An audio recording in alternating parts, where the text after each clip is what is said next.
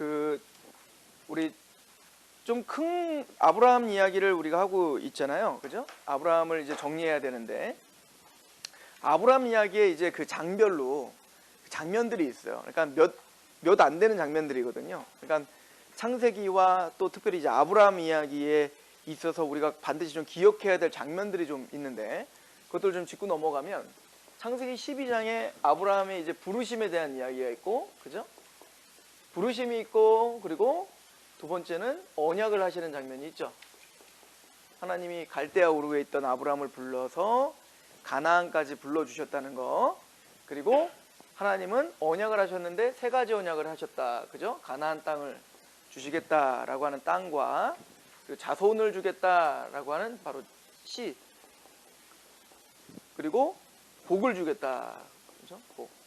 자, 복은 이제 두 가지를 생각하면 돼요. 하나는 네가 복이 된다, 그죠? 복의 근원이 된다. 그러니까 복 중에는 하나는 네가 근원이 될 것이다. 복의 근원. 그러니까 너에게 그냥 복을 주는 걸로 끝나는 게 아니라 네가 가는 곳마다 하나님의 복을 사실은 흘려보내는, 그래서 네가 복이다, 복덩어리다, 이 얘기인 거예요. 그러니까 내가 너에게 복을 주고 네가 복이 될지라, 이렇게 써 있거든요. 이게 무슨 뜻이라고 했죠? 지금 갈증이 있는 자에게 내가 너에게 물을 줄게, 그리고 네가 물이 될 거다, 네가 우물이 될 거다, 이 얘기인 거예요, 그죠? 자, 그러려면 복의 근원이 되려면 하나님께서 뭐 해주셔야 돼요? 함께 하셔야겠죠. 그래서 그 복의 두 번째는 뭐냐면 너를 축복하는 자를 축복하고 너를 저주하는 자를 저주하마. 이게 뭐냐면 내가 철저히 너와 함께 하겠다, 이 얘기가. 그러니까 이게요, 사실은 그 이 세 가지 복은 우리 성도들에게 굉장히 중요하죠. 그러니까 이 땅은 우선은 아브라함에겐 가나안 땅이지만 영적으로 우리에게는 뭐죠? 본향을 말하죠. 그러니까 하나님의 나라, 하나님이 우리에게 주시는 언약의 땅, 그죠? 자, 하나님의 나라를 이야기한다고 한다면 그럼 씨도 두 가지 정도로 생각을 할 수가 있어요. 첫 번째는 당연히 예수 그리스도가 바로 그 씨죠. 그러니까 우리가 아브라함의 12장을 그 이제 중심으로 두고 앞에서 아브라함 12장까지 오기 전에 하나님은 뭐로부터 시작했어요? 창세기 3장 15절에 약속한 여자의 후손이 올 거야, 그죠? 이게 씨라고 하는 뜻이에요. 자손, 여자의 후손이 올 건데 그 여자의 후손이 뱀의 머리를 밟을 거야. 자, 좀 확장해서요, 창세기 3장 15절에 여자의 후손이 뱀의 머리를 밟을 거야, 이거 그림을 그대로 그려놓은 게 어디냐면 계시록에 있었죠. 어디? 계시록 12장에, 그죠? 12장에 한 여자가 있는데 여자는 그 해와 달과 별의 옷을 입었고요. 그러니까 이스라엘이라고 했잖아요, 육적 이스라엘. 그래서 이 여자가 진짜 아들을 낳죠. 근데 그 아들이 누구야? 철장 만국을 다스릴 자다, 이렇게 표현하죠. 그리고 정말 철장 만국을 다스렸는데 뭘 부셔버리냐면 그 옛 뱀이라고 하는 용을 쫓아내시죠. 부시죠. 이기셨더라. 그러니까 지금 이거 계시록 12장의 이 이야기는 뭐에 대한 성취라고 설명하고 있는 거예요? 바로 창세기 3장 15절에 바로 그 옛 뱀이라고 그래서 표현한 거예요. 그러니까 이게 지금 창세기 3장 15절과 계시록에 지금 큰 토대를 받고, 그죠?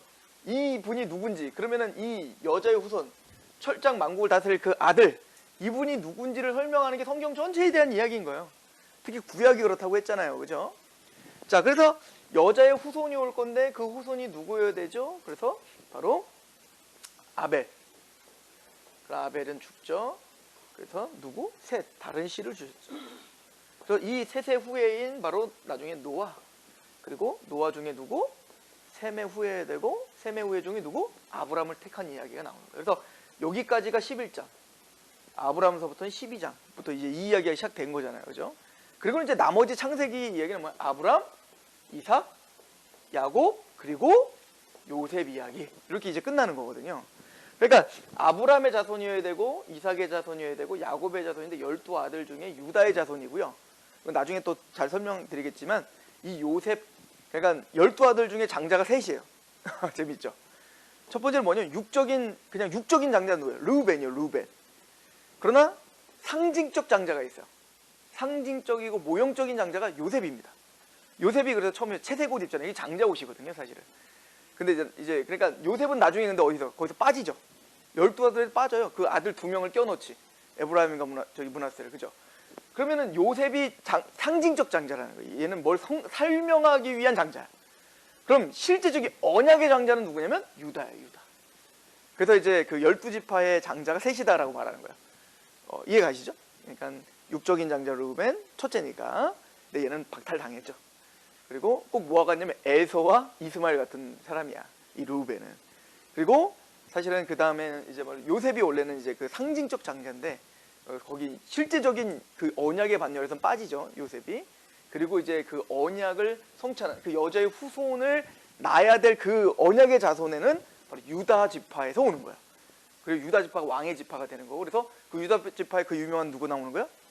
다윗이 나오는 거죠. 그래서 여러분들 사사기 보면 이게 재밌어요. 그러니까 이런 구조를 보면 괜히 성경의 구조가 그런 게 아니라 사사기 다음에 뭐 있어? 사사기, 룻기, 사무엘상 하잖아요, 그죠? 사사기까지 해서 룻기가 왜 나오냐요, 갑자기. 한 여인의 갑자기 역사가 왜 나오냐고. 모압 여인의 이야기가 왜 나오는 거죠? 그냥 여인이 아니라 이 룻이 누구의 할머니야. 누구의 할머니인데 무슨 할머니야? 증조 할머니죠.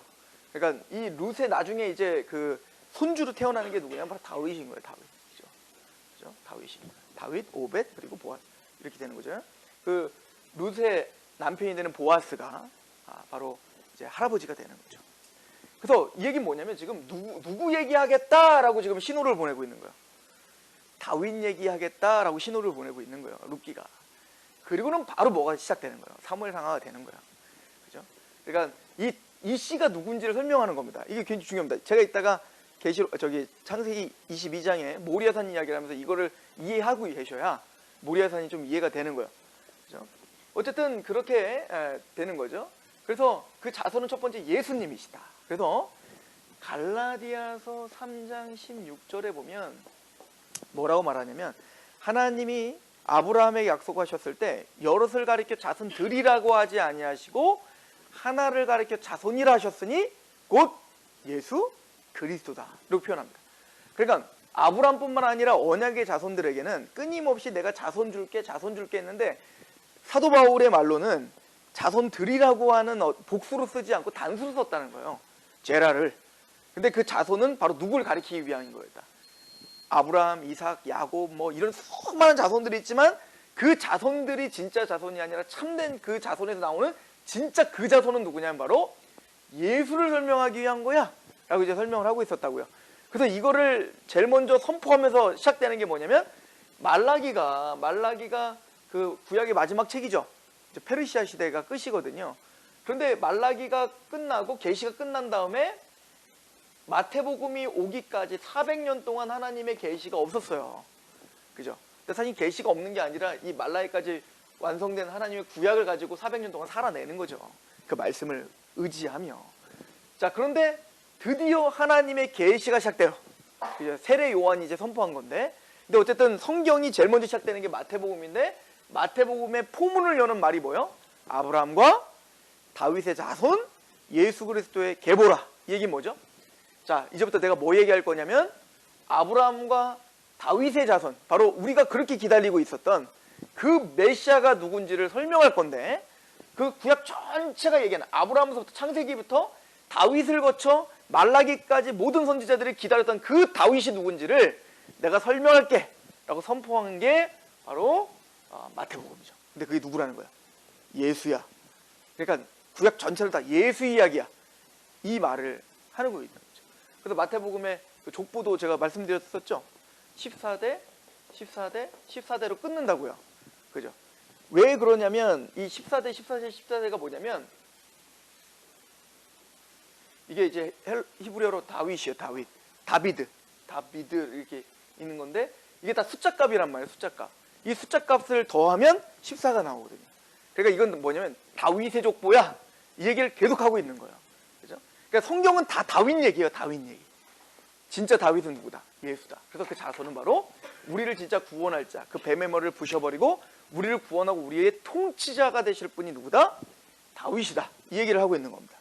그리고 그 자손은 단순히 그 예수님을 통하여 이사야서의 예언이 있어요. 이사야서에 보면 그를 통하여 자손들이 또 이제 하늘과 별처럼 많아질 거다. 이게 바로 14만 4천을 말하는 거죠. 그 자손을 통하여 진짜 하나님의 자손들이 나오는 거예요. 그죠? 그게 우리인 거죠. 그걸 우리 뭐라고요? 신구약의 하나님의 언약의 백성들. 이 사람들이 뭐냐? 바로 하나님의 백성들, 자손들이 되는 겁니다. 그래서 바로 우리가 그 자손의 축복을 예수를 통해서 받는 겁니다. 그리고 복은 뭐죠? 바로 하나님을 아는 거예요. 그죠? 그러니까 아브라함 이야기로 다시 가보시면요. 아브라함 이야기 바로 전에 뭐 있었어요? 11장에 바벨탑 사건이죠. 그죠? 외우실 때 연상을 좀 해보세요. 11장이니까 뭐 같아요? 탑 쌓인 거 같잖아요. 탑. 바벨탑 사건이 있는 거예요. 그래서 11장에 바벨탑 사건이 있는데 그때 하나님처럼 높아지려고 하다가 다 흩어졌죠. 전 세계로 흩어져 있는 그런 자 중에 하나님이 아브라함을 선택하여 지금 아브라함을 찾아가신단 말이죠. 그죠? 그리고는 지금 흩어진 게 뭐야? 하나님을 아는 지식이 없는 거죠. 호세아서의 이야기로 말한다면 하나님을 아는 지식이 없으면 망한 거죠. 그죠? 아브라함도 하나님 아는 지식이 없죠. 왜? 그 흩어졌는데 그 바벨탑이 쌓여졌던 바로 거기 중심 지역이었던 어디? 갈대아 우르 출신 아닙니까? 바벨론 지역이에요. 거기도 사실은. 근데 그 갈대아 우르에 있었던 아브라함을 찾아가셔서 하나님이 아브라함한테 우리가 지금까지 아브라함 얘기를 들어보니까 뭐 하시는 것 같아요? 하나님이 누군지 알려주시고 계시잖아요. 그죠? 가나안 땅으로 가. 약속을 주시고 약속 3가지 다 어겨버렸잖아요. 이집트로 도망가면서. 그럼에도 불구하고 하나님은 약속을 지키시는 걸 보여주므로 신실하신 하나님이 뭔지를 알려주고 자비롭고 은혜롭고 노하기를 더디하신 하나님이 무엇인지를 알려주고 이게 아브라함의 인생에서 배우고 있는 게 지금 하나님 아닙니까? 이게 복인 거예요. 복이란 하나님을 아는 그 얼굴의 빛을 비추는 거예요. 이게 이제 시편 67편에 있는 얘기인데요. 시편 67편이 제사장의 노래라고도 하고 이 노래는 뭐냐면 이스라엘의 제사장 나라됨 이 우리 같은 백성이 어디 있는가 이런 노래거든요. 사실 그러니까 하나님이 우리에게 복을 주사 하나님의 그 얼굴을 아는 빛을 우리에게 비춰주셨다. 이게 복이다. 이걸 설명하는 겁니다. 그러니까 복이란 뭐냐면 하나님을 아는 빛을 주시는 거예요. 하나님을 알게 하는 거죠. 그리고 그걸로 끝나지 않고 우리는 어떻게 된다는 거예요? 우리를 통하여 모든 땅끝까지, 그죠? 이거를 이제 선지자의 말로 비르면 물이 바다 덮음과 같이 모든 나라에, 그죠? 세계의 모든 열방에 물이 바다를 확 덮으면 어떻게 돼요? 빽빽하게 물이 다 차고 넘치는 것처럼 하나님의 영광을 인정하는 것이 가득하리라. 이게 우리가 바라보는 비전인 거예요. 이게 우리가 바라보는 소망인 겁니다. 뭐 쉽게 얘기하면 우리 가정이 그럼 얼마나 행복하겠어요. 그죠? 하나님의 영광이 가득한 가정이 되는 거. 놀라운 일이죠. 근데 어쨌든 그걸 바라보는 거. 그래서 우리가 하나님을 아는 것뿐만 아니라 우리가 복의 근원이 되는 거예요. 이게 제사장인 거예요. 그죠? 그래서 이스라엘을 건져낸 다음에 뭐래요? 내가 너희를 뭘로 세우겠다? 제사장의 나라로 세울게 이러잖아요. 제사장의 나라로 세울게. 제사장이 하는 역할은 뭐다? 하나님과 죄인된 인간을 연결시켜주는 고리가 제사장의 역할이거든요. 그러니까 우리가 바로 그 제사장이다. 그래서 우리를 왕같은 제사장들이라고 이야기를 하고 있는 거죠. 자, 그런데 그걸 살아가려면 뭐 하는 거예요? 그러니까 우리가 복음을 전파하는 그런 사명을 갖고 왕같은 제사장으로 살아가기 위해선 축복하는 자를 축복하고 저주하는 저주하죠. 여러분들 이거 다 예수님이 제자들에게 하는 얘기잖아요. 너는 그럼 뭘 어떻게 하라는 거예요? 모든 민족으로 제자를 삼아, 그죠? 제자를 삼아 예루살렘과 세례를 주고, 제자를 삼아 세례를 주고 예루살렘과 온 유대와 사마리아 어디까지? 땅 끝까지 증인이 되라. 이게 뭐예요? 근원이 되라. 이게 뭐예요? 내가 너를 예수님을 통해서 구원의 빛을 알게 해줬으니까 너희는 이제 뭐가 되라? 너희가 서 있는 이 예루살렘으로 시작하여 땅 끝까지 충만하게 하나님의 영광을 인정하도록, 그죠? 그 십자가의 복음을 전파하라. 이거잖아요. 이 복의 근원이 되라. 그런데 이제 그 예수님이 그래서 제자들을 파송하시면서 둘둘 짝지면서 왜 10장에 보면 파송하실 때 뭐라고 하냐면 너를 영접하면 나를 영접하는 거고 너희를 영접하지 않는 건 나를 영접지 않는 거다. 이 얘기 뭐죠? 너를 축복하는 자를 축복하고 저주하는 자를 저주하고. 이거 똑같은 얘기 아니에요. 철저히 내가 너와 함께 할게. 그래서 예수님이 마지막 지상사명이라고 할 때 아까 말했던 온 유대와 사마리아 땅끝까지, 예루살렘 온 유대 사마리아 땅끝까지 내 증인이 되라. 그러면 내가 세상 끝날까지 너희와 항상 함께 할게. 지금 이 이야기가 사실 아브라함의 모든 언약을 그대로 답습하고 있는 거죠. 우리는 그대로 그 언약이 우리에게 지금 이렇게 적용되고 있는 거예요. 그래서 그러면은 예루살렘과 온 유대와 사마리아와 땅끝까지 이르러 어떻게 우리가 증인이 될 수 있지라고 하는 실제적인 표본을 보여줬는데 그 역사를 보니 그게 사도행전입니다. 그 사도행전은 어떻게 시작이 돼요? 예루살렘으로 시작하잖아요. 그러다가 빌립이 누구한테 전도해요? 온 유대를 이제 막 전도하는 게 있다가 그다음 빌립을 통해서 사마리아를 전도하는 이야기 나오고 그리고 바울을 통해서 뭐요? 땅끝까지 막 복음을 전하는 그 이야기로 하면서 그 복음이 힘있게 전파되더라. 그리고 뭔가 끝을 안 내고 그냥 끝내버리잖아요. 사도행전. 그죠? 그렇게 우리는 진행 중이다. 이걸 보여주고자 하는 게 바로 성경이 하고자 하는 내용입니다. 그러니까 이런 큰 언약, 그러니까 이제 아브라함의 언약으로부터 우리는 그런 모든 것들을 그리면서 쭉 성경을 확장해서 이렇게 좀 생각해 볼 필요가 있는 거예요. 근데 앞으로도 그렇지만 뒤쪽에도 창세기 앞쪽에 이제 1장부터 11장까지 창세기 3장 15절의 이 언약이, 그리고 이제 사실은 이거를 또 이해한 다음에 창세기 하나님이 처음에 아담에게 주신 복을 생각해 보면 생육하고 번성하고 땅에 충만하고 정복하고 다스리라. 정복하고 다스리라는 말이 뭔지 이제 이해가는 거죠. 단순히 이 자연을 착취한다는 얘기가 아니라 하나님의 뜻 가운데 하나님의 영광이 넘치도록 우리는 관리하는 게 정복하고 다스리는 거죠. 그죠? 근데 우리는 죄인이 됐기 때문에 죄인된 우리가 만지면 어떻게 되는 거예요? 하나님의 영광이 드러나는 게 아니라 다 파괴되죠. 그죠? 우리 죄악 덩어리 때문에. 그러니까 이게 이런 역전이 일어난 거예요. 근데 다시 그것을 회복하러 오신 분이 뭐냐면 예수님이셨다. 이걸 이제 설명하는 겁니다. 그래서 우리가 창세기 12장의 그 언약에 대한 이해, 이건 너무너무 중요합니다. 오늘 제가 창세기 22장에 드디어 이제 아브라함의 그 절정의 사건이 모리아산을 이제 우리가 이따 간단하게 설명하겠지만 그 모리아산을 이해하는데도 사실은 이건 굉장히 중요한 지금 맥인 거예요. 성경 전체의 맥 속에서 모리아산이 어떤 의미가 있는가를 우리가 설명을 해야 되는 거죠. 그래서 12장에 부르심과 언약이 있고 이때 12장엔 별거 다 있죠. 와갖고 이제 가는 곳마다 이제 그 여호와 이름을 불렀고 그리고 제단을 쌓죠. 이게 그러니까 하나님 부르신 목적이 거기 있다고 했죠. 그러니까 예배가 없는 곳에 하나님의 예배가 세워지는 것. 근데 재밌어요. 어디에서 예배 드려야 돼요? 세겜 상수리 나무 아래. 거기 뭐래요? 바알 숭배 중심지라고 했잖아요. 그거 부셔버리고 하나님께 예배하는 것. 예배하러 사명. 이게 바로 이제 아브라함이 부르신 사명이죠. 그리고 이제 애굽에 갔다가 하나님의 보호하심을 가지고 왔다. 여기까지 우리가 본 거예요. 그리고 이제 아브라함에게 있어서 중요한 사건들이 뭐냐면 15장인 거죠. 15장이 뭐예요? 의롭다함을 받았던 장면이잖아요. 우리가 지난번에 했던 것처럼 이렇게 믿었지만 아브라함은 믿음이 없이 자꾸 넘어지고 쓰러져요. 그러나 하나님은 끝까지 아브라함에게 하나님을 계속 알려주셔서 마침내는 그 데리고 나와서 이제 시청각 자료를 보여주죠. 그죠? 하늘에 있는 별을 쫙 보여주면서 이렇게 만들어준다니까 네 자손을. 그랬더니 믿었어요. 그래서 믿음에 하나님이 의로 여기셨다라고 말하죠. 그리고는 그런 가나안 땅을 어떻게 줄 거예요? 그랬더니 하나님께서 언약이 뭔지를 설명하는 겁니다. 내가 너에게 준 언약, 베리트가 뭔지 설명하죠. 뭐죠? 짐승을 반으로 쪼개갖고 그 사이를 하나님이 홀로 지나십니다. 그러니까 하나님이 쪼개지는 한이 있더라도 반드시 성취되는 언약, 이게 베리트예요. 이 히브리서에는 이걸 뭐라고 하냐면 우리가 그래서 언약이라고 말할 때 그냥 프로미스 뭐 이렇게 쓰지 않잖아요. 커버넌트라고 쓰잖아요. 그게 뭐냐면 유언과 같은 거, 유언. 그래서 히브리서에 보면 예수님이 원래 언약의 주체자죠. 근데 그 유언이라는 건 뭐야? 언약한 자가 죽어야 드디어 실행되는 거란 말이야. 근데 그 언약한 자가 하나님인데 하나님이 언제 죽어? 아니 하나님이 왜 죽어? 하나님인데. 근데 그 하나님이 죽는 역사가 일어난 거야. 그게 뭐지? 십자가였던 겁니다. 그죠? 하나님이신 예수가 십자가의 죽으심으로 그 유언은 성취된 겁니다. 그러니까 유언은 취소될 수 있어요, 없어요? 절대 취소될 수 없는 거예요. 반드시 성취되는 겁니다. 그러니까 우리처럼 막 언약 약속을 가볍게 여기는 시대가 아니에요. 그때는 그래서 이제 그 케네스 베일리라고 하는 사람이 중동으로 보는 뭐 예수 이런 책을 썼어요. 근데 거기 보면 어떤 얘기가 나오냐면요. 왜 우리 집 나간 탕자 얘기 아시잖아요. 거기 보면 탕자가 뭐래요? 내 유산 땡겨서 주세요. 우리의 시각으로 뭐 어때요? 좀 기분 나쁘지만 그럴 수 있지 뭐. 그렇잖아요. 아빠 나 살아있을 동안에 좀 아빠 지금 살아있을 동안에 난 유산 나 어차피 줄 거 그거 나 좀 줘. 그럼 아빠가 속상해 좀 줄게. 잘 써라. 이게 우리는 사실은 아무것도 아니잖아요.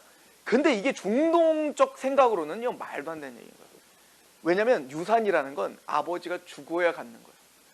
그게 뭐냐면 아버지에게 그걸 달라고 했다는 건 뭐냐, 아버지 죽으세요랑 똑같은 거예요. 그런 느낌이라는 거예요. 중동 사람들에게 만약에 지금도 물어봐서 아버지 유산을 살아있는데 달라 그러면 어떻게 될 거예요? 그건 상상할 수 없는 이야기예요.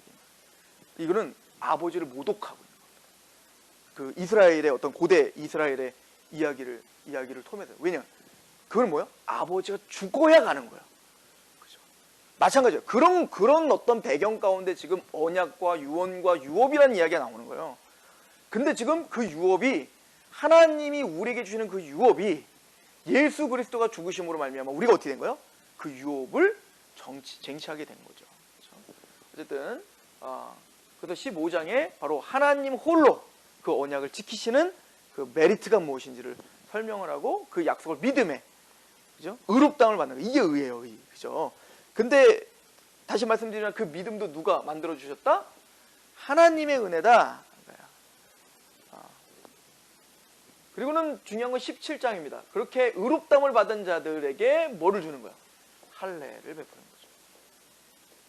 그렇죠, 할례. 우리로 말하면 세례를 받는 거예요. 그러니까 거듭나 구원받은 사람들이 그래서 세례를 받는 거죠. 그렇죠? 하나님의, 이제는 나는 육적으로 사는 사람들이 아니요, 이제는 하나님이 위로부터 나를 새롭게 태어나게 하셨습니다 라고 믿는 겁니다. 그러니까 갈라디아서 2장 20절에 보면 이제는 내가 육체 가운데 사는 것은 나를 위한 삶이 아니라는 거죠. 나를 사랑하사 나를 위하여 자기 몸을 죽이신 예수 그리스도를 믿는 믿음 안에 사는 것이라. 이게 거듭나는 거죠.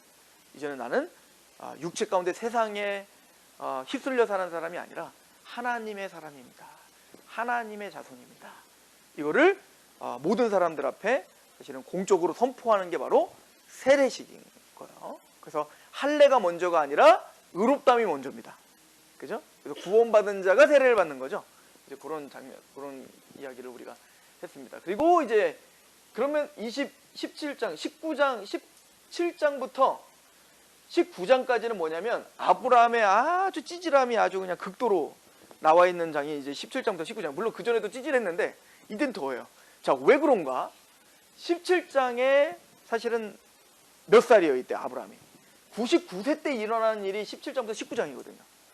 근데 그 17장에 하나님이 약속을 하니까 이스마엘로 합시다. 처음에 그런 얘기도 나와고, 그리고 뭐라고 하냐면 이스마엘 한번 낳아보니까 자기는 낳을 수 있으니까. 근데 하나님 뭐라고 해요? 너는 아브라함을 아브라함이라 하라. 아멘 했어요. 그건 아멘. 왜? 나는 가능해. 왜? 이스마엘 낳아봤잖아요. 근데 갑자기 두 번째 사례를 사라라 하라. 그거는 아멘 할 수가 없는 거예요. 왜냐면 사라는 아기를 못 낳거든요. 그러니까 속으로 어떻게 비웃었단 말이에요. 그래서 하나님이 너 자식 낳으면 아기 이름 웃음이라고 줘. 이삭이라고 해. 그렇게 말한 거 아니겠습니까? 근데 그 얘기를 듣고 18장에 또 누구도 비웃어. 사라도 또 비웃어. 그걸로 끝났으면 괜찮은데 이 찌질함의 이 끝판왕이 언제 일어나요? 19장이 또 어떤 일이 벌어져요? 사라를 또 팔아버려. 그죠? 12장에 팔아먹었더니 19장에 또 팔아버려. 18장인가요? 19장이죠.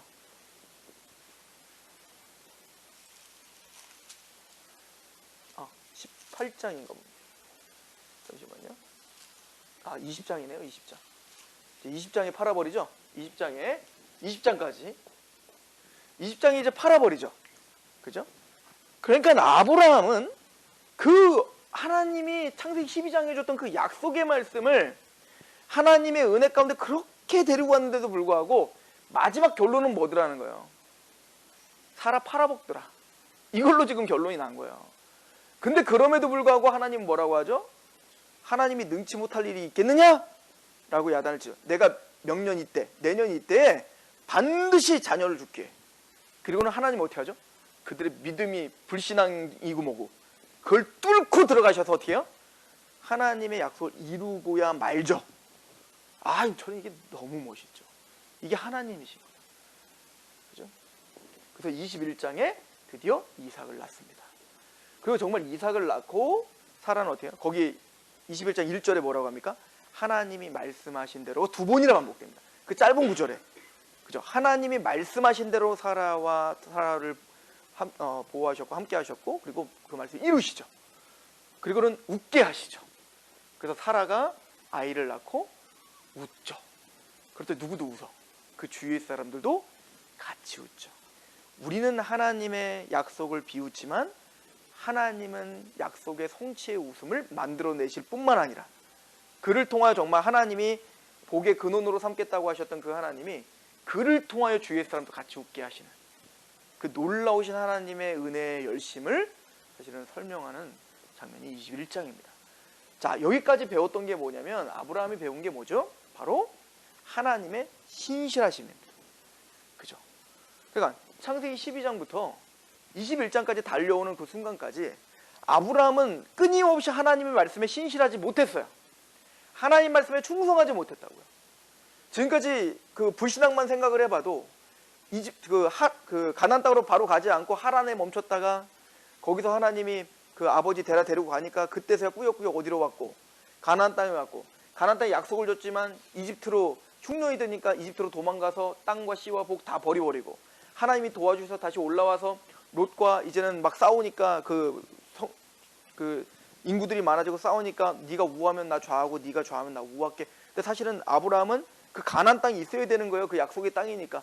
그런데 어쨌든 하나님은 또 그걸 또 땅을 또 찾아주시고 그리고 난 다음에 또 이런 그 하나님의 말씀을 웃고 또 그럼에도 불구하고 하나님은 자신을 버리지 않는 이런 과정들을 통해서 뭘 배우는 겁니까?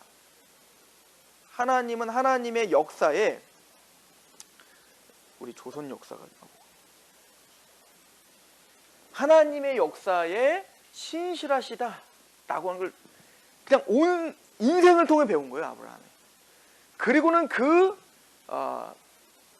믿음을 시험하는 게 뭐냐면 22장인 겁니다. 그래서 하나님이 아브라함을 시험하셨다라고 하죠. 히브리서 11장에 뭐라고요? 하나님이 아브라함을 시험하실 때, 그러니까 시험하시는 거야. 테스트 하시는 거죠. 그러니까 이건 유혹하시는 게 아니고 테스트 하시는 거예요. 그러니까 이걸 좀 구분할 필요가 있는데요. 우리 저기 교재로는 55페이지인데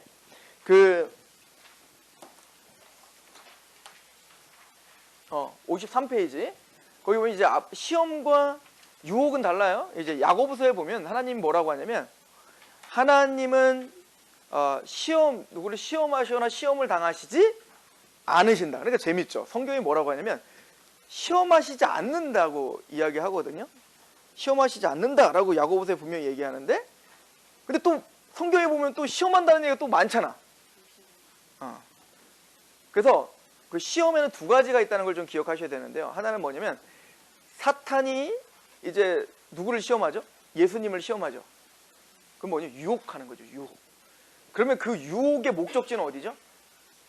죄를 짓게 하여 파멸로 끌고 가려고 하는 게 목적지라면 하나님의 시험, 테스트는 파멸로 끌고 가는 게 아니라 더 강화시키는 거죠. 그죠? 예를 들어서 우리 자녀들을 학교에서 시험 봐요. 시험 보는 이유가 뭐야? 너는 이제 시험 봐하고 너는 낙심해하고 이제는 모든 걸 포기해버려라. 이러고 시험 보는 게 아니라 지금 시험을 계속 봐줘야 내 수준이 어떤지를 확인한다고요. 그죠? 그리고 내가 뭐가 부족한지 내가 또 얼마나 지금 어느 정도 되는지 이걸 모르면 답답하단 말이에요. 근데 또 생각해보면 하나님이 아브라함의 수준을 몰라가지고 시험했을까요? 그건 또 아닐 거 아니에요. 하나님 왜 모르시겠어요? 저는 이건 아브라함을 위한 거예요. 아브라함을 위한 거. 그죠? 하나님의 전지전능을 다 아시죠. 그런데 아브라함을 그 시험을 통하여 아브라함을 교육하고 있다고 좀 믿습니다. 당연한 거죠. 그죠? 하나님은 시험을 당하시지도 않고요. 그죠? 하나님은 우리에게 테스트를 하시는데 그 테스트는 믿음이 있나 없나 이걸 하나님 알아보신다고 보시기보다는 우리의 믿음을 강화시키기 위한 하나의 과정이다라고 생각하셔야 됩니다. 자, 그런데 하나님이 이제 아브라함을 시험하는데 모리아산 이야기는 우리 너무 잘 알잖아요. 모리아산은 이제 사실은 이제 모리아산에 있기 전에 아브라함이 있던 곳이 어디냐면 브엘세바예요. 브엘세바. 브엘세바는 여기 이제 예루살렘이 한 요쯤에 있다면 쭉 밑에 한 여기쯤에 이제 브엘세바가 있는 거군요. 그러니까 브엘세바는 어디냐면 그 이스라엘 땅에서 이렇게 해서 이렇게 생겼어요. 이스라엘 땅에서 최소의 물이 나오는 마지막 마지노선이 브엘세바예요. 그러니까 아브라함이 거기 살았던 거예요. 브엘세바의 우물 뭐 이런 거 하잖아요. 7개의 우물, 언약의 우물이라고 하는 브엘세바 여기 있었는데 여기서 이제 예루살렘 올라가는 거예요. 산악 지역인데요. 올라가면서 남쪽에서 올라가 하나님이 가라고 하니까. 근데 예루살렘까지 걸어서 갔는데 3일 길을 갔다 이렇게 표현하죠. 3일 길을 갔다. 3일 길 동안 간 거예요. 그러니까 아브라함 브엘세바 했을 때 하나님이 이삭 바쳐. 한마디로 말하면 죽여라 이 얘기인 거잖아요. 제물로 바치라는 얘기니까. 그래서 그 브엘세바에서 뭐를 짊어지고 장작을 짊어지고 불과 칼을 들고 어디 가는 거예요? 이 예루살렘을 가는 거예요. 장작은 누가 짊어지게 하고 이삭이 짊어지게 하고. 이삭이 아무리 더 이상해요.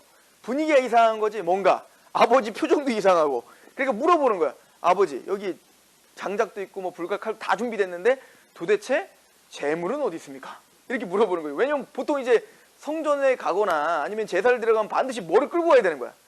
재물을 갖고 가야 되는 거거든요. 근데 너무 이상한 거예요. 재물을 안 가져가. 그러니까 그 아브라함이 아주 중요한 얘기를 하죠. 재물은 하나님이 자기를 위하여 스스로 친히 준비하실 것이다. 이렇게 표현하죠. 이걸 뭐래요? 여호와 이레 이거예요. 하나님께서 준비하신다. 여호와 이레거든요. 그러니까 이 예루살렘에 가서 제사를 드려야 되는데 그 재물은 아브라함은 뭐라고 믿었던 거야? 하나님이 준비하셨다. 물론 이제 아브라함의 입장에서 보면 그 준비된 재물이 누구예요? 이삭이죠, 뭐 이삭. 네가 재물이다 말 못하겠으니까 하나님이 이미 준비해 놓으셨다. 그러고 가는 겁니다. 근데 진짜 준비해 놨죠. 이삭이 아니라 뭐를 준비해 놨? 거기 양을 준비해 놨잖아요, 그죠? 그러니까 아브라함이 그거를 예측한 건 아니고 이삭을 드릴 거를 정말로 생각하고 간 거예요. 갔는데 진짜 하나님은 이삭을 대신한 재물을 진짜 준비해 놨죠. 그리고 굉장히 중요한 얘기인데요. 근데 그 순양이 진짜 그 재물을 준비한 그 재물이에요? 아니죠. 진짜 준비할 재물이 있다. 여호와 이레가 있다. 그 재물은 누가 될 거예요, 앞으로? 예수에 대한 이야기가 될 겁니다. 자, 그런데 이 모리아산에서 우리가 중요하게 좀 생각해야 되는 건 뭐냐면요. 우선 모리아산에서 이삭을 바치는 그 장면의 핵심이 뭐냐? 그죠? 우리가 보통 이제 성경불 했으니까 잘 아시겠지만 우리가 이삭 바치는 사건을 보면 이제 보통 어떻게 그냥 2차적으로 그냥 딱 적용을 시키냐면 아브라함이 100세 때 얻은 가장 소중한 아들이잖아요. 가장 소중한 아들을 하나님이 달라 하시니까 아멘하고 드렸다. 그죠? 이게 믿음이다. 물론 맞을 수도 있겠죠. 그죠? 그럼에도 불구하고 이걸 그래서 어떻게 적용하는 거예요? 그래서 여러분들에게도 하나님이 가장 소중한 걸 달라 하실 때 아멘할 수 있는 게 믿음이다. 그럼 테스트를 통과를 못하는 거예요. 그걸 노면하면.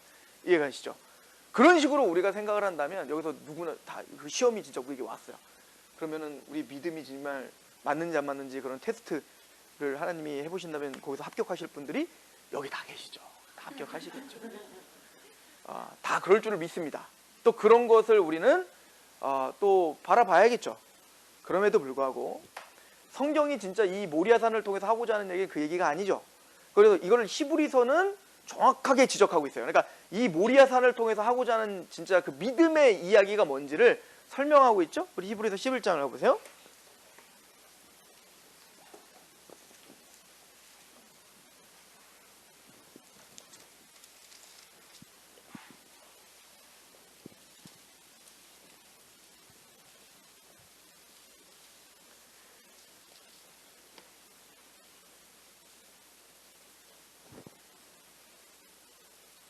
자, 17절 같이 한번 읽어보겠습니다. 17절, 18절 시작. 아브라함은 시험을 받을 때에 믿음으로 이삭을 드렸으니 그는 약속을 받은 자로 돼 그 외아들을 드렸느니라.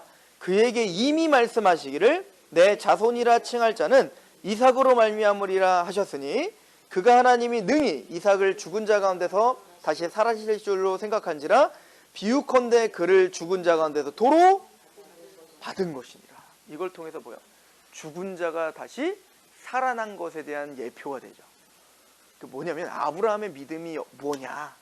아브라함은 가장 소중한 것도 달라 하시면 준다. 이게 믿음의 그 테스트의 목적이 거기에 있는 게 아니라 아브라함의 믿음의 근거가 뭔가를 설명하는 장면이라는 거예요. 그러니까 원래 하나님이 아브라함에게 약속을 하셨다는 거예요. 뭐라고 약속하셨대요? 내 자손을 통하여 모든 민족이 복을 얻을 건데 그 자손은 누구야? 이스마엘도 안 되고 종 엘리에셀도 안 되고 반드시 누구를 통해서 하나님 약속이 이루어져야 돼요? 이삭을 통해서 이루어진다라고 이미 누누이 몇 차례나 얘기했다고요. 그죠? 그러면 그 약속은 뭔데? 그 자손을 통하여 모든 민족이 복을 얻는 거야.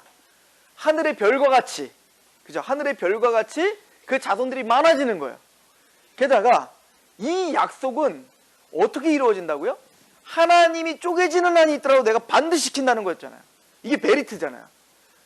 그런데 지금 그 약속과는 지금 배치되는 명령이 떨어진 거예요.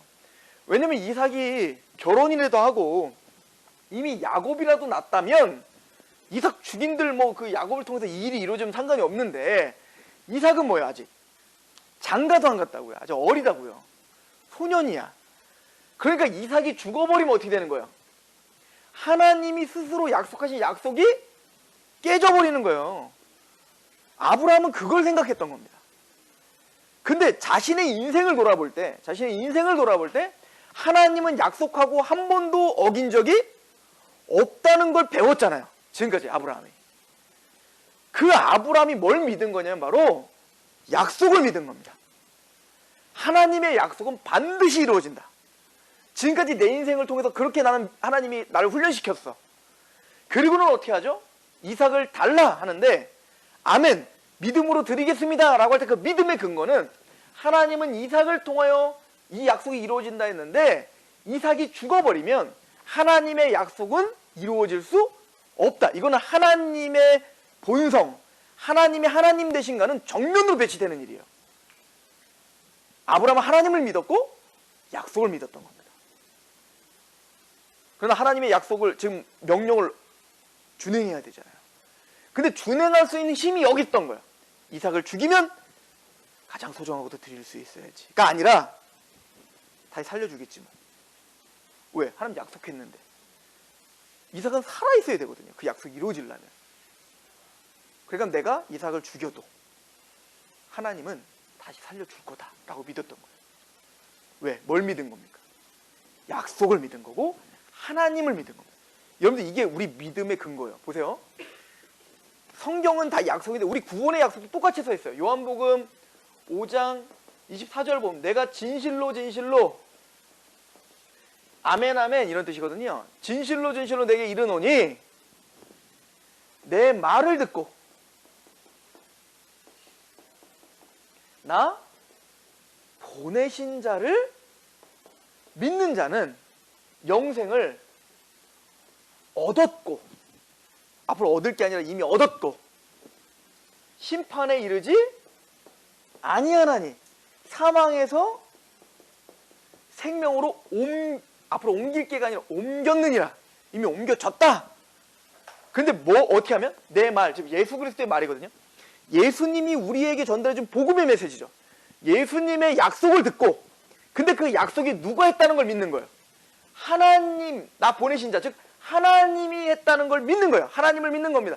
그럼 뭘 믿는 거예요? 그 약속하신 하나님은 신실하시고 약속을 반드시 지키시고 하나님은 회전하는 그림자도 없으시는 그 하나님의 하나님 되시는 믿는다면 그 약속은 반드시 이루어지는 거죠. 그렇게 믿으면 영생을 이미 얻은 거예요. 그러니까 믿음이란 누굴 믿는 거예요? 하나님을 믿는 거고 하나님의 약속을 믿는 거예요. 그리고 그 약속은 누구라는 거예요? 예수 그리스도의 말씀이 약속이에요. 그죠? 마찬가지로 아브라함도 바로 그 믿음을 테스트한 겁니다. 아브라함의 믿음의 근거는 뭐라는 거예요? 하나님의 약속인 거예요. 그리고 하나님의 성품을 믿은 거예요. 예를 들어서 아무리 약속이 좋아도 예를 들어 우리 하준이가 저한테 제가 이제 걔 한참 자동차를 너무 좋아하니까 제가 자동차 미니카를 엄청 사줬어요. 왜냐면 저희 장난감 사주는 원칙이 하나 있어요. 지금 갖고 놀고 없어질 게 아니라 그냥 그거 계속 갖고 있어서 전시할 수 있는 것들. 미니카는 제일 좋은, 저도 이제 그런 걸 좋아하니까 산 거죠. 근데 어쨌든 제가 차를 사주니까 차에 대한 관심이 많잖아요. 근데 한 번은 차를 타고 가는데 옆에 스포츠카가 쫙 지나가는 거예요. 근데 얘 눈에도 너무 멋있었던 거예요. 그게 한 그때 5살 뭐 이때쯤이었는데도 그게 너무 멋있어 보이는 거예요. 근데 저한테 뭐라고 하냐면 5살인가 그때 저한테 말하는 아빠 내가 저거 사줄게. 딱 그러는데 믿음이 안 가요. 기쁘기는 한데 그래 뭐 기쁘다 이놈아 이런 생각을 하지만 별로 믿음이 안 가요. 누가 약속하느냐에 따라서 이게 이게 다른 거라고요. 아무리 좋은 약속도요, 그게 누가 하는 약속이냐에 따라서 다른 거라고요. 그죠? 근데 그 약속을 지금 누가 하신 거예요? 하나님이 하셨다라는 걸 믿는 거예요. 자꾸 마케팅이. 그죠? 자, 그래서 아브라함은 바로 그런 믿음으로 이삭을 드릴 수 있었다. 그죠? 자, 이게 우리가 이 모리아산을 통해서 바라봐야 되는 첫 번째, 아브라함의 믿음을 우리에게 적용해서 점검해야 될 첫 번째고요. 또 이 모리아산 이야기는 예수님에 대한 이야기죠. 그래서 한번 생각해 보세요. 브엘세바에서 하나님이 나타나셨어요. 누굴 죽여라. 이삭 죽여라. 그리고 출발했어요. 자, 출발했을 때는 이미 아브라함은 뭘 결정한 걸까요? 아브라함을 죽이기로 결정. 마음에서 이미 아브라함 죽은 겁니다. 그죠? 죽은 거예요. 이미 마음에서. 이미 죽인 거예요. 그리고 출발한 겁니다. 그리고 며칠 만에 왔어요? 3일 만에 도착을 해서 하나님이 아브라함에게 누굴 돌려줘요.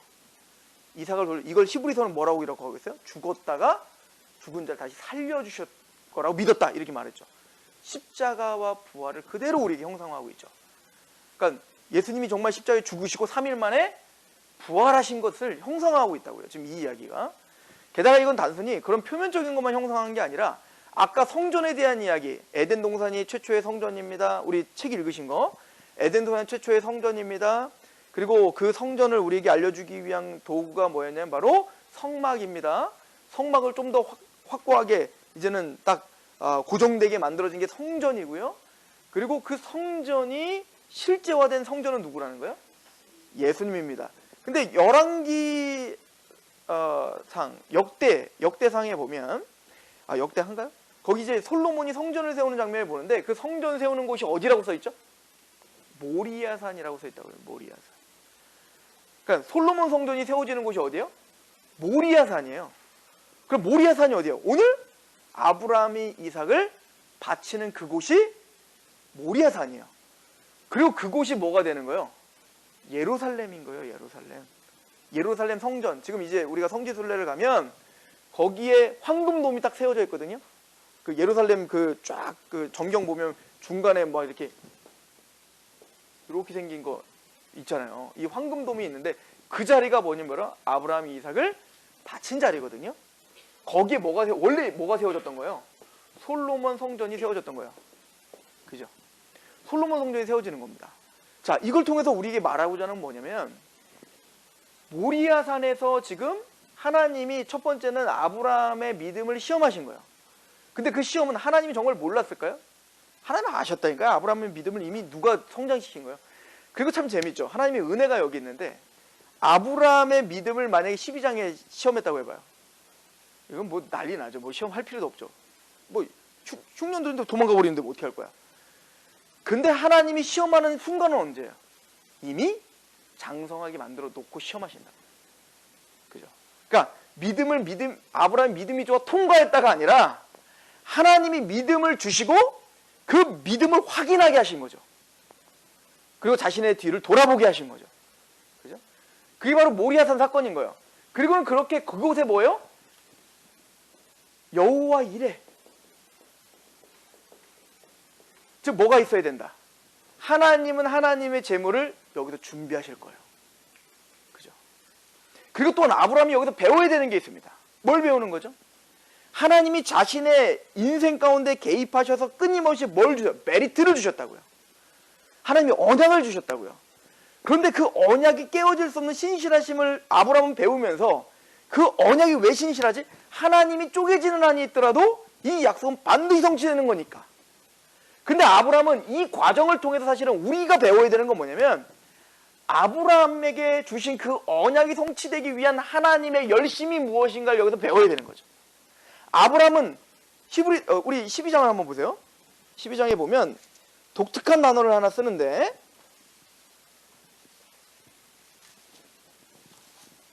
죄송합니다. 저 히브리서 12장을 보고 있었어요. 창세기 22장.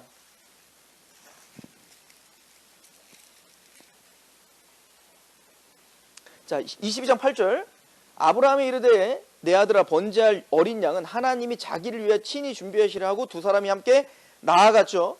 그래서 10절에 손을 내밀어 칼을 잡고 그 아들을 잡으려고 하니 진짜 죽이려고 한 거예요. 여호와의 사자가 하늘에서부터 그를 불러 이르시되 아브라함아 아브라함아 하시는지라. 아브라함이 이르되 내가 여기 있나이다 하매 사자가 이르시되 그 아이에게 내 손을 대지 말라. 그에게 아무 일도 하지 말라. 내가 내 아들 내 독자까지도. 이거를 이제 70인역, 그러니까 히브리어를 헬라어로 번역한 그 구약 70인역엔 모노게네스라는 단어를 써요. 이 독생자라는 뜻이거든요. 내 독생자까지도. 내가 사실은 아브라함에게는 아들이 이삭밖에 있는 게 아니에요. 다른 아들도 있다고요. 그런데 여기서 독생자라는 단어는 모노게네스라고 하는 헬라어나 이런 독생자라고 하는 건 뭐냐면 독특한, 이런 거, 독보적인 이런 뜻이에요. 그러니까 언약의 자손인 거, 언약의 아들. 그러니까 예수님을 독생자라고 하는 거는 수많은 아들 중에 그냥 그러니까 외아들 이런 뜻을 넘어서는 뜻인 거예요. 모노게네스, 독생자라는 건 하나님의 바로 그 아들 이런 뜻인 거예요. 그죠? 독특하고 독보적이고 유일한 이런 뜻이거든요. 근데 그 독자까지도 내가 아끼지 아니했으니 내가 이제야 내가 하나님을 경외하는 줄 아노라 라고 이야기를 하면서 아브라함이 눈을 들어 살펴본 적 한 순양이 뒤에 있는데 뿔이 수풀에 걸려 있는지라. 아브라함이 거기서 그 순양을 가져다가 아들을 대신하여 번제를 드렸더라. 그리고 뭐라고 그래요? 아브라함이 그 땅의 이름을 뭐라고요? 여호와 이레 하였으니 오늘날까지 사람들이 이르기를, 자 한번 읽어봅니다. 시작. 여호와의 산에서 준비되리라. 이게 여호와 이레의 뜻인 거예요. 이 모리아 산의 핵심은 이 여호와의 산에서 하나님이 준비되리라, 준비시키리라, 제물을 준비할 것이다. 이건 이삭이 아니었고 진짜 제물인, 그러니까 그 순양도 아니었고 진짜 제물을 준비해 줄 거다 라고 하는 소망이 담긴 이야기가 여호와 이레라는 뜻이에요. 그죠? 그리고는 이 모리아 산에 뭐가 세워진다고요? 성전이 세워지는 겁니다.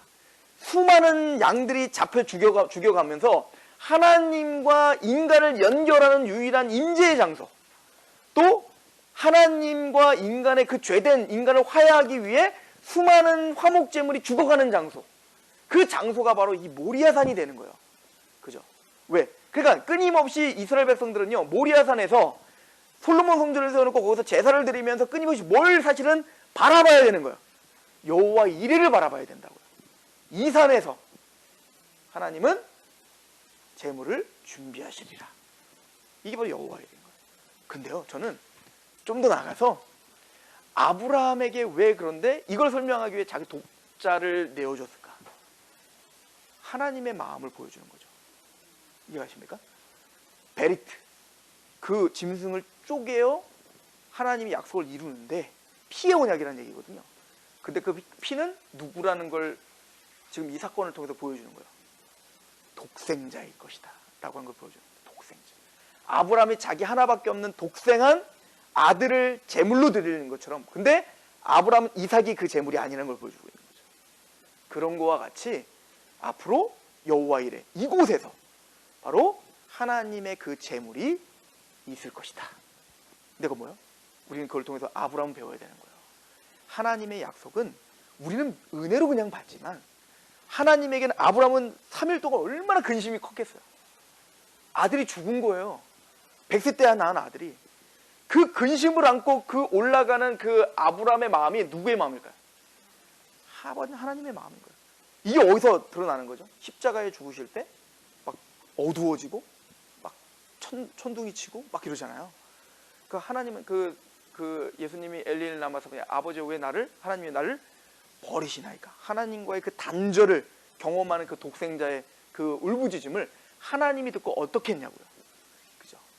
그러니까 그 은혜, 우리에게 주어지는 이 언약의 성취라는 것이 아버지에 있어서는 독생하신 아들을 죽이면서까지 확인하시는 그게 바로 베리트다. 이걸 사실 설명한다고 우리는 봐야 되는 겁니다.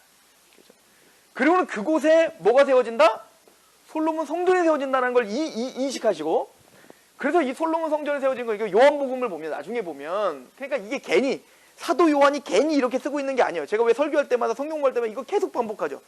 요한복음 1장 1절, 태초에 말씀이 있었느니라.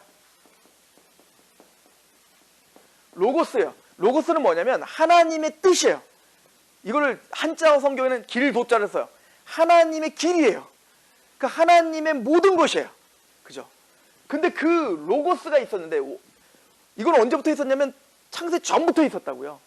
근데 그 창세 전부터 있었던 그 로고스가 뭐냐면 하나님과 함께 계셨는데 그 로고스 자체가 하나님이세요. 근데 그 하나님이신 그 로고스가 1장 14절에 육신 가운데 우리 가운데 거하셨다. 육신으로 있다는 게 인카네이션 하시죠. 성육신 하신단 말이에요. 그거를 뭐라고 하냐면 육신 가운데 우리 가운데 거하심에, 이게 뭐라고요? 이거를 장막을 치심에라는, 즉 성막을 친다 이런 뜻이거든요. 이거 나중에 똑같은 단어 에케노스가 어디에 쓰여지냐면 요한계시록에 보면 구원받은 하나님의 백성들에게 그 위에 하나님께서 장막을 치셨다, 이 똑같은 단어를 사용하고 있다고요. 근데 이거 요한복음 우리 한국어로 살 때 하나님 육신 가운데 이 땅에 장막을 치시면 하면 좀 이해가 안 가니까 이걸 그냥 의역한 거예요. 우리가 육신 가운데 이 성육신 하셨다는 얘기구나 라고 우리가 의역한 거지, 직역을 하면 신학적인 이야기가 그대로 드러난다고요. 그러니까 예수님이 그 영원전부터 하나님이 계획하셨던 바로 그분이 장막이시다 이거예요. 성막이시다. 누가? 예수님이. 그래서 육체 가운데 이 땅에 오신 건 뭐예요? 그분이 바로 성막으로 오신 거다. 방에서 하나님을 만날 수 있는, 죄인들이 하나님을 만날 수 있는, 또 죄인들이 저주를 받아야 되는 그들이 하나님 앞에, 임재 앞에 나갈 수 있는 유일한 통로가 바로 성막인데 그 성막이 바로 예수다. 그런 요한복음 1장 마지막 절에 뭐라고 하냐면 그 인자 위에 천사들이 오르락내리락 하리라. 이거 뭐예요 이게? 바로 이제 나중에 야곱에 대한 이야기할 때 또 보겠지만 베델이에요. 베델. 야곱이 꿈을 꾸는데 하늘과 땅을 연결한 사닥다리가 보이고 하늘과 땅을 연결한 사닥다리 위에 천사들이 오르락내리락한 걸 보는데 하늘과 땅을 연결한 유일한 곳, 이게 바로 성전이거든요. 이게 성막이거든요. 그걸 야곱이 뭐라고 하냐면 베델이라고 하는 거예요. 베이트는 뭐 집이라는 뜻이고 엘은 하나님이에요. 그러니까 하나님의 집이다. 하나님, 왜? 하늘과 땅을 연결한 유일한 통로가 있는 곳, 그곳이 하나님의 집인 거예요. 그게 성전이죠. 이 베델을 사실 형성한 게 성막이란 말이에요. 그러니까 예수님은 성막이시며 예수님 바로 그 베델이시며 그 2장에 대놓고 뭐라고 한다? 이 성전, 헤롯 성전을 무너뜨리라. 아니 46년 동안 지은 성전을 무너뜨리라고? 내가 3일 만에 다시 세울게. 아니 46년 동안 지었던 이 성전을 무너뜨리고 3일 만에 네가 지을 수 있다고? 제자들을 깨닫지 못했는데 거기 뭐라고 토를 달죠? 요한복음 2장에 보면 예수님 십자가에 죽으시고 부활하신 이후에야 예수님의 육체를 가리켜 말함을 알았더라. 예수님 십자가에 죽으셨다가 3일 만에 부활하셔. 누가 성전이라는 얘기인 거야? 예수님이 성전이다 얘기를 하고 있는 거죠. 그 성전이 어디서 세워지는 거예요? 원래 모리아산. 그러니까 여기 솔로몬 성전, 나중에 솔로몬 성전이 무너지고 왜 무너진 거예요? 야, 이게 진짜 성전 아니야. 여호와 이레를 바라봐야 된다라고, 그 여호와 이레, 너희들이 올 진짜 성전, 진짜 재물이 뭔지를 설명하기 위한 도구야. 그런데 자꾸 뭐만 바라봐요? 이게 성전이라고 자꾸 바라보는 거야. 그러니까 어떻게 해요? 부셔버리는 거예요 나중에. 그러면 성전이 부서지니까 이제 완전 얘네 우린 끝났다 그랬대. 아니 진짜 성전 다시 세워질 거라니까. 그래서 하나님이 다시 세울 거라는 걸 보여주기 위해서 다시 세워요 모리아산에. 그랬더니 진짜 하나님이 다시 세우신다고 하더니 진짜 다시 세우시네? 그런 것처럼 여호와 이레가 진짜 올 거야 라고 믿어야 되는데 이게 성전이구나. 또 그것만 또 바라봐. 그럼 어때요? 부셔버리는 거예요. 그 예수님 뭐래요? 내가 성전이라고. 내가 하다 답하니까 그게 이제 성경이 하나는 성전을 통해서 말하고 있는 예수님에 대한 이야기라고요. 그리고 또 하나는 뭐냐면요, 이삭을 바치는 그때 하나님의 약속이 조금 더 이제 확장이 되는데요, 이때 22장에 하나님이 약속한 그 약속을 보세요. 자 22장을 보시죠. 자 13절부터 제가 한번 볼게요. 굉장히 중요한 약속인데요. 아브라함이 눈을 들어 살펴본 즉 한 순양이 뒤에 있는데 뿔이 수풀에 걸려 있는지라 아브라함이 가서 그 순양을 가져다가 아들을 대신하여 번제로 드렸더라. 아브라함이 그 땅 이름을 여호와 이레라고 하였으므로 오늘까지 우리도 이르기를 여호와의 산에서 준비되리라. 그죠? 이게 지금 성전과 다 연결돼 예수 그리스도를 상징한다고 얘기했죠. 여호와의 사자가 하늘에서부터 두 번째 아브라함을 불러 이르되 여호와께서 이르시기를 내가 나를 가리켜 맹세하노니. 자 하나님이 또 언약 또 하세요. 그죠? 맹세하시며. 그러니까 여기 생각할 때 맹세는 어떤 맹세다? 피의 맹세와 그 아들을 주기 위한 그 모든 맹세. 그죠? 이걸 다 생각하면서 우리가 보면 내가 이같이 행하여 내 아들 내 독자도 아끼지 아니하였은즉. 자 17, 18절 같이 읽어봅시다. 시작. 내가 내게 큰 복을 주고 내 씨를 크게 번성하게 하여 하늘의 별과 같고 바다의 모래와 같게 하리니 내 씨가 그 대적의 성문을 차지하리라. 또 내 씨로 말미암아 천하 만민이 복을 받으리니 내가 나의 말을 준행하였음이라 하셨다 하니라. 두 가지입니다. 첫 번째, 자 창세기 3장 15절부터 약속한 여자의 후손이 있는데 그 여자의 후손이 누군지를 설명하는 게 구약 전체의 내용이라고 했죠. 근데 그 여자의 후손은 누구여야 돼요? 아브라함의 자손이어야 돼요. 근데 아브라함의 자손, 아브라함에게 뭐냐? 내가 너에게 복을 주마. 어떤 복? 씨를 줄 거야. 그죠? 근데 그 씨는 여럿을 가리켜 자손 드리라고 하지 않고 하나를 가리켜 자손이라 했더니 예수 그리스도를 상징한다고 우리가 이미 설명을 했어요. 근데 뭐라고 하냐면 그래서 그 씨로 말미암아 누가 복을 받는 거예요? 천하 만민이 복기를 될 거예요. 아, 아브라함의 약속한 그 씨가 뭔지를 설명했고요. 두 번째는 그 복이 뭐라고 했죠? 내가 너에게 복을 줄게. 그리고 네가 복의 근원이 된다는 말을 다시 설명하죠. 근데 그 복의 근원도 뭐와 연결된 거예요? 그 씨와 연결된 거예요. 그 씨로 말미암아 천하 만민 모든 창조 세계가 그 씨로 말미암아 복을 받는 거예요. 우리로 말하면 예수로 말미암아 뭐가 될 거예요? 하나님의 복이 임하게 될 거예요. 어디까지? 땅끝까지 말이에요. 그죠? 근데 중요한 건 그럼 그 씨가 하는 역할이 뭐냐? 그 씨가 누군지를 설명하다가 그럼 그 씨가 하는 역할이 뭐냐면 뭘 부셔버리는 자예요. 대적의 문을 부순다. 이거 창세기 3장 15절의 말로 보면 그 대적이었던 뱀의 머리를 밟는 거죠. 그런 것처럼 아브라함아 너에게 올 그 씨 여호와 이레 그 씨는 대적의 문을 부술 것이다. 왕이 된다는 얘기죠. 그죠? 하나님을 대적하고 있는 그들을 어떻게 하는 거예요? 부수는 자가 될 거예요. 이 씨가. 아, 천하 만민을 그 씨로 말미암아 복을 줄 건데 대적의 문을 부수는 자야. 이거를 이제는 더 구체화해서 설명해야겠죠. 그래서 유다 지파로 와야 되는 거예요. 왜? 유다 지파가 뭐야? 사자 지파. 그죠? 왕의 지파거든요. 그래서 유다 지파에 나중에 이 구조를 보면 그러니까 끊임없이 이 씨가 대적의 문을 부수는 걸 우리에게 계속 끊임없이 또 설명하는데 이스라엘이 여호수아를 통해서 가나안 땅을 정복하러 갈 때 그 가나안 땅을 정복해야 되는데 그 가나안 땅에 가장 우두머리가 있어요. 그러니까 아무도 올라갈 수 없는 곳이 있어요. 그게 뭐래? 헤브론 땅이에요. 헤브론 땅. 그 헤브론 땅에는 누가 살고 있냐면 아낙 자손이 살고 있어요. 그리고 그 아낙 자손의 우두머리가 기럇 아르바예요. 그 기럇 아르바를 번역하면 뭐라면 아낙 자손의 아버지예요. 근데 민수기에 봤더니 이 아낙 자손을 뭐라고 하냐면 네피림의 후예라고 말해요. 네피림 기억나세요? 인간의 절정의 타락이 있었던 데의 우두머리가 바로 네피림이었잖아요. 하나님의 아들들이 사람의 딸들을 보기 좋은 대로 종교 혼합주의예요. 그 정점이 바로 네피림이고 그 네피림이 있은 다음에 바로 홍수 심판이 있었던 거거든요. 그런 것처럼 사실은 그 네피림은 뭐냐면 거인 족속이었는데 자신의 힘을 믿고 하나님을 대적하는 정점이라고 생각하시면 돼요. 그 네피림들이 반복되는 게 뭐냐면 애굽의 파라오고 바벨론 느부갓네살의 왕이고 오늘날 세상인 거예요. 세상. 이해가시죠? 내가 왕이 되고자 하는, 내가 하나님 되고자 하는 아담의 선악과 따먹은 그 죄의 근본의 절정, 이게 네피림이라 생각한다면 그 네피림의 후에 그 정신을 그대로 이어받고 있는 자가 누구예요? 아낙 자손. 근데 그 아낙 자손의 최고봉이 누구예요? 기럇 아르바가 있는 곳이 헤브론이야. 근데 그 헤브론 땅은 아브라함의 자손들, 야곱의 12아들들이 거기 들어갔는데 아무도 못 올라가. 근데 그 헤브론 땅을 마지막 빵 부셔버리고 있는 자가 있어요. 이 산지를 나에게 주소서 했던 누구예요? 갈렙인데 그 갈렙이 어디 지파야? 유다 지파인 겁니다. 뭘 말하는 거죠? 유다 지파가 거인을 부셔버린다 이 얘기인 거예요. 이 이야기를 다시 한번 반복해요. 누구를 통해서? 유다 지파의 다윗이 골리앗을 부셔버리는 겁니다. 이해가세요? 대적의 문을 부셔버리는 거예요. 골리앗이 부서지니 어떻게 돼요? 그 블레셋이 와르르 무너지는 겁니다. 이거를 그대로 우리에게 알려주는 게 바로 예수님인 거예요. 그래서 유다 지파 다윗의 자손 예수가 오셔서 뭐 하는 겁니까? 강한 자를 결박해야 그 세간을 강탈하지 않겠나.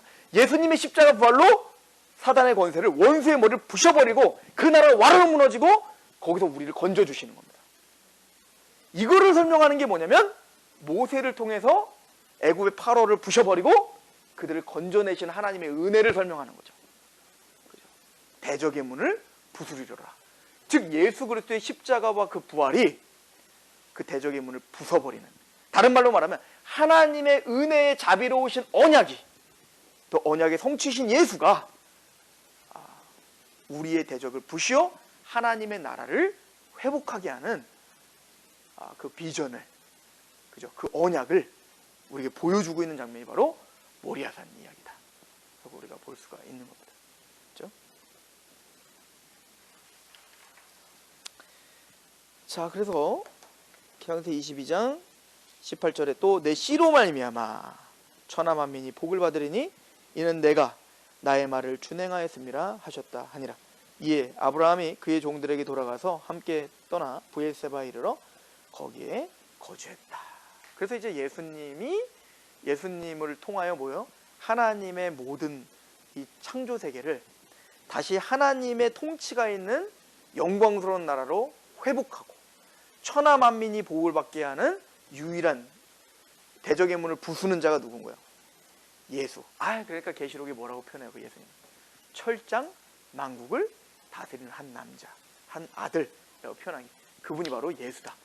이 얘기를 하고 있는 겁니다. 근데 그거는 뭐를 통해서 이루어지는 거예요? 세상의 힘을 통해서 하는 게 아니라 십자가의 죽으심으로 되는 거예요. 그게 성전을 통해 설명되는 겁니다. 그죠? 예수님은 제사장이죠. 하나님과 우리를 연결하는. 그리고 예수님은 우리의 제물이 되시는 거예요. 그걸 역할하는 건 뭐냐면, 내가 너에게 온 것은, 그러니까 그 당시에 이제 예수님 오셨을 때 그 제자들뿐만 아니라 모든 사람들은 그 힘을 갖고 로마를 정권을 부셔버려 그 힘과 돈과 명예로 우리의 하나님 나라를 이루게 하는 메시아를 상상했던 거죠. 근데 예수님은 어떻게 해요? 자꾸 죽는다고 하니까 나 죽어요. 나 죽을 거야. 그랬더니 막 나중에는 제자들 뭐래요? 그런 말 하지 마세요. 그리고 또 얘기하니까 이제는 막 근심해요. 그 예수님이 막 십자가에 죽는다고 얘기하자마자 그 겟세마네 동산에서 기도하시잖아요. 막 땀방울 피번. 그때 얘네들이 그걸 너무 감당이 안 되니까 잠잔 거예요. 그러니까 피곤해서 잠잔 것보다는 우리도 왜 막 너무 복잡하고 막 너무 스트레스 받으면 졸리죠. 그런 거예요, 그런 거. 제자들이 근심한 거예요. 도대체 예수님 왜 이런 적이 없었는데 계속 죽는다고 자꾸 하시더니 저렇게 막 두려워하시는 거 보니까 이 제자들이 너무 근심이 많았던 거예요. 근데 그게 실패의 길이라고 생각했는데 예수님의 십자가가 바로 철장만국을 다스리는 그 핵심이었다는 거. 십자가가 바로 그 원수의 머리를 부술 수 있는 핵심이었다는 것을 이미 구약에 설명하죠. 이게 이사야서 53장이에요. 우리의 허물을 위하여 우리 죄로 위하여 찔림을 당하고 채찍에 맞으시고 죽임을 당하심으로 모든 만국을 다스리는 남자, 그분이 바로 예수다. 이거를 이제 구약이 이야기를 해주고 있는 겁니다. 우리는 아브라함의 이 믿음을 통해서 1차적으로는 우리의 믿음인 어디에 근거한 믿음이어야 된다? 말씀에 의거한 믿음이어야 되고, 그 약속은 철저하게 뭐다? 하나님의 피로 세우신 약속이라는 것을 설명하고, 그리고 그 약속은 피로 세우신 약속은 사실은 독생하신 예수 그리스도를 내어주시기까지 확정하신 약속이다. 여러분들요, 이걸 이해하면 우리가 구원이 흔들릴 수 없죠. 로마서를 보세요. 마지막으로 이거 보고 이제 마칠 텐데, 론 이야기는 다음 주로 좀 넘길게요. 로마서 8장에 보면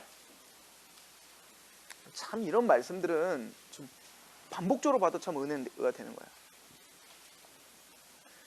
왜 우리가 구원이 흔들릴 수 없는가? 로마서 8장 1절, 그러므로 그리스도 안에 있는 자에게는 결코 정죄함이 없다. 아니 왜 이렇게 우리는 확신할 수가 있지? 26절, 이와 같이 성령도 우리 연약함을 도우시나니 성령 하나님 우리를 도우시죠? 마땅히 기도할 바를 알지 못하나 오직 성령이 말할 수 없는 탄식으로 우리를 위해서 친히 간구하세요. 그러니까 우리의 구원을 누가 더 관심이 많으신 거예요? 하나님이신 성령님이 우리 안에서 정말 눈물을 흘리시며 탄식하시며 지금도 우리를 돕고 계신 겁니다. 우리는 빌 바를 알지 못해요. 기도할 바를 몰라요. 그러니까 우리 뭘 기도해야 되는지 모르는 거죠. 여전히 우리 육적인 걸 간구할 수밖에 없는 연약한 자들이란 얘기입니다. 우리가 탄식하며 우리 구원의 완성을 위해서 지금 울고 계세요?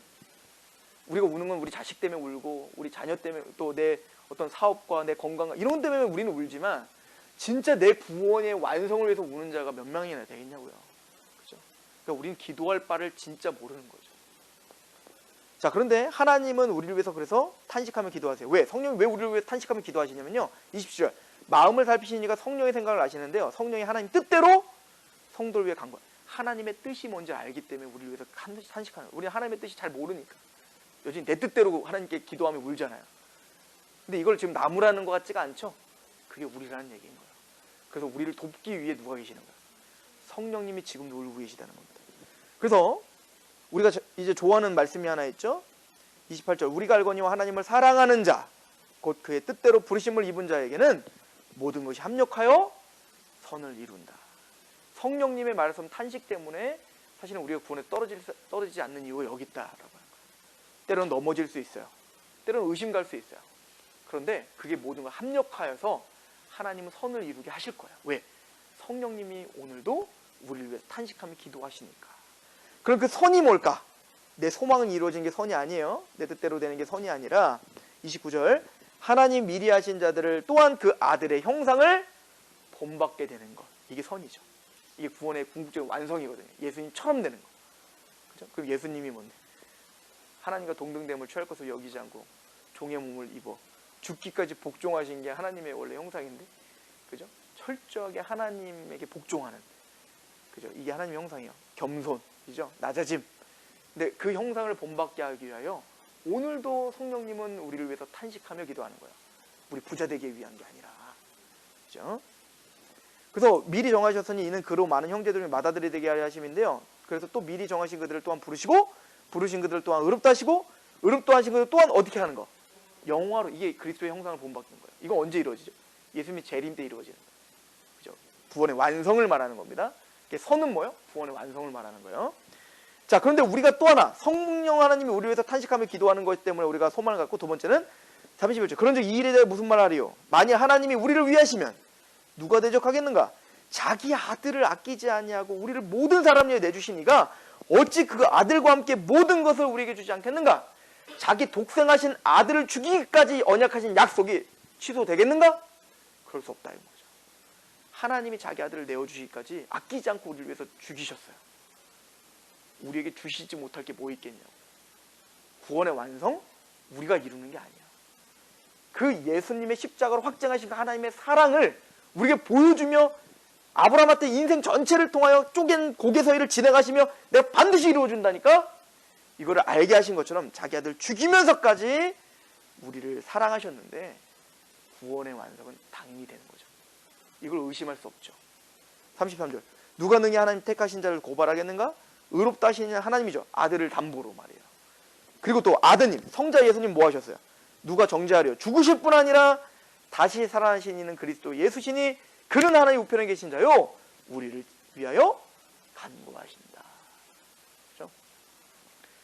예수님은요 우리를 위해서 자기 목숨을 내어 던졌다고요. 그리고 지금도 하나님 우편에서 그 십자가의 피를 가지고 우리를 위해서 간구하신다고요. 누가 감히 우리를 구원에서 떨어뜨릴 수 있겠냐. 이 구원에서 나는 흔들릴 수 있지만 하나님의 약속은 흔들리는 게 아니에요. 그래서 믿음의 근거는 내 감정이 아니라니까요. 기분이 아니에요. 우리 기분 어제 오늘 다른데 어떻게 우리 기분이 구원을 확정할 수 있냐고요. 여러분들 행위가 아니라고요. 아니 오늘 행위랑 내일 행위가 완전 다른데 우린 죽으면 죽기까지 끊임없이 죄를 짓는 우리인데 어떻게 우리 행위를 근거로 우리가 믿음을 담보할 수 있냐고요. 우리의 믿음의 담보는 뭐예요? 예수님의 십자가고 십자가를 주기까지 하나님의 사랑인 거죠. 그래서 그 사랑이 있어서 35절. 누가 우리를 그리스도의 사랑에서 끊으리요? 환난이나 곤고나 박해나 기근이나 적신이나 위험이나 칼이나 어떤 환경도, 그죠? 어떤 것도 우리를 끊을 수 없다는 거죠. 기록된 바 우리가 종일 주를 위하여 죽임을 당하며 도살당한 양같이 여김 우리가 고난을 당합니다. 그죠? 이 땅에서는 죽임 당하는 것처럼 하나님이 꼭 없는 사람들인 것처럼 이렇게 고난을 당할 수도 있죠. 그러나 이 모든 일에 우리를 사랑하시는 이로 말미암아 우리가 넉넉히 이긴다. 나는 넘어지지만 자기 아들을 죽이기까지 하신 그 하나님의 사랑을 나를 넉넉히 이기게 하는 거예요. 내가 이기는 게 아니라. 그래서 38절. 내가 확신하노니. 우리는 어떤 확신이 있죠? 사망, 생명, 천사들, 권세자들, 현재일, 장래일, 능력, 높음, 기쁨 다른 어떤 피조물, 그 어떤 누구도 우리를 우리 주 그리스도의 예수 안에 있는 하나님의 사랑에서 끊을 수 없다. 이 사랑을 끊임없이 우리에게 부어주시는 분이 있어요. 성령님이죠. 로마서 5장 앞쪽으로 좀 가보세요. 5장 1절 그러므로 우리 믿음으로 의롭다 하심을 받았으니 우리 주 예수 그리스도로 말미암아 하나님께 화평을 누리자. 또 그로 말미암아 우리가 믿음으로 서 있는 이 은혜에 들어가면 얻었으며 하나님의 영광을 바라고 즐거워한다. 이게 의와 평강과 희락을 좀 풀어 설명한 거예요. 그리고 말하기를 3절 이 믿음이라는 건 다만 우리의 어떤 감정과 종교적인 것 어떤 신앙에만 국한된 게 아니라 이 신앙은 어디까지 다만 이뿐 아니라 우리가 환난 중에도 즐거워하고요. 이 환난은 왜 우리는 환난 중에서도 이 믿음이 우리에게 역사하셔서 환난을 이기게 한다고요. 왜냐하면 이 환난은 우리를 파멸로 끌고 가는 게 아니라 우리를 인내케 한다는 걸 알기 때문에 인내를 그 인내는 또 우리에게 뭐예요? 연단을 주어 믿음을 견고하게 한다는 걸 알아요. 연단을. 그리고 그 연단은 마침내 우리를 어디로 데려간다는 걸 알아요. 소망. 그리스도의 형상을 본받게 하고 하나님의 구원을 완성하는 데까지 이루시는 과정이라는 걸 우리는 알아요. 근데 때로는 그 소망을 부끄럽게 하지 세상은. 그래 니들은 돈이 없으니까 그런 거나 소망 붙잡고 살아라. 니들은 그렇게 소망이 없으니까 그런 걸 붙잡아라. 이렇게 조롱하죠. 근데 아무리 세상이 우리에게 그렇게 조롱해도 그 소망이 부끄럽지 않게 되는 이유가 있어요. 성령님 때문입니다. 왜? 5절 소망이 우리를 부끄럽게 하지 아니하면 우리에게 주신 성령으로 말미암아 하나님의 사랑이 우리 마음에 계속 부어지기 때문에. 그 사랑이 뭐야? 아까 십자가의 사랑을 말하죠. 그죠? 우리가 아직 연약할 때 기약대로 그리스도께서 경건하신 자를 위해 죽으셨도다. 의인을 위하여 죽는 자가 쉽지 않고 선인을 위하여 온감히 죽는 자가 혹 있거니와 우리가 아직 죄인 되었을 때 그리스도께서 우리를 위하여 죽으심으로 하나님께서 우리에 대한 자기의 사랑을 확증하신 그 십자가. 난 자격이 안 되는데 그럼에도 불구하고 자기 아들을 주시면서까지도 확증하신 그 십자가의 사랑을 누가 우리에게 계속 부어주시는 거예요. 성령님이 부어주셔서 넉넉히 이기게 하시는 겁니다. 환난을 이기게 하고 또 하나님이 주시는 그 은혜를 바라보게 하는 그 성령님이 이 성경을 통해 모리아산을 이야기를 통해서도 아브라함 이야기를 통해서도 그 사랑이 뭔지를 우리에게 지금도 부어주시는 거예요. 그리고 그 사랑 때문에 우리는 넉넉히 삶을 이겨낼 수 있다. 이게 성경이 우리에게 말하는 거죠. 그리고 그 역사를 하시는 게 바로 성령님이다 라고 이야기하고 있는 겁니다. 기도하겠습니다. 하나님 오늘 아브라함이 모리아산에서 이삭을 바치는 그 장면을 통해서 우리가 예수 그리스도를 통해서 주신 그 하나님의 사랑, 끊을 수 없는, 취소될 수 없는 그 하나님의 지독하심, 고통을 감내하시는 사랑이 무엇인지를 배웠습니다. 그 사랑이 있기에 우리는 실패할 수 없고 그 사랑이 있기에 합력하여 반드시 선을 이룹니다. 때로는 의심할 수 있고 넘어질 수 있고 연약하여 쓰러질 수 있지만 하나님은 마침내 그리스도의 형상을 담게까지 영화롭게까지 우리를 인도하시며 그 기간 동안에도 넉넉히 이기게 하실 줄로 믿습니다. 예수 그리스도의 이름으로 감사하며 기도합니다. 아멘. 네, 수고하셨습니다.